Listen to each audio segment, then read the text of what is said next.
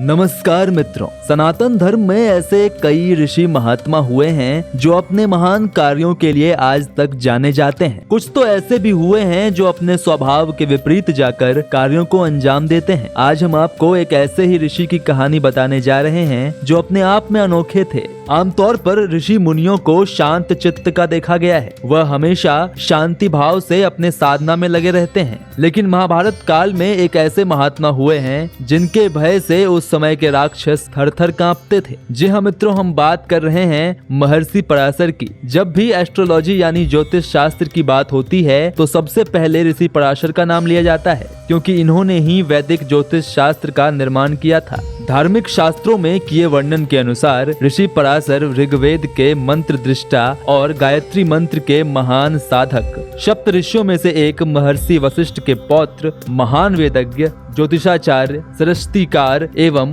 ब्रह्मज्ञानी थे। उनके पिता का नाम शक्ति मुनि और माता का नाम अद्यशयंती था। ऋषि पराशर बाष्कल तथा याज्ञवल्क्य के शिष्य थे। पौराणिक कथा के अनुसार एक बार ऋषि पराशर के पिता शक्ति मुनि एकायन मार्ग द्वारा पूर्व दिशा से आ रहे थे। दूसरी ओर यानी पश्चिम से राजा कलमाशपाद आ रहे थे। जिस मार्ग से वह आ रहे थे वह रास्ता इतना संकरा था कि एक ही व्यक्ति उससे निकल सकता था, अर्थात एक का वहां से हटना आवश्यक था। परंतु राजा को अपने राजा होने का अधिक घमंड था, तो उधर ऋषि पराशर के पिता शक्ति मुनि को अपने ऋषि होने का अहंकार था। शास्त्रों से जुड़ी प्रचलित मान्यताओं की माने तो ऋषि सदैव राजा से बड़ा ही होता है। ऐसे में राजा का धर्म था कि वह वहां से हट जाए, मगर राजा ने हटने की बजाय ऋषि पर कोरे बरसा दिए। राजा का यह कर्म राक्षसों जैसा था, जिस पर शक्ति मुनि ने राजा को राक्षस होने का श्राप दे दिया। ऋषि के श्राप के कारण राजा कलमाशपाद राक्षस हो गए, जिसके बाद राक्षस बने राजा ने अपना सबसे पहला भोजन ऋषि पराशर के पिता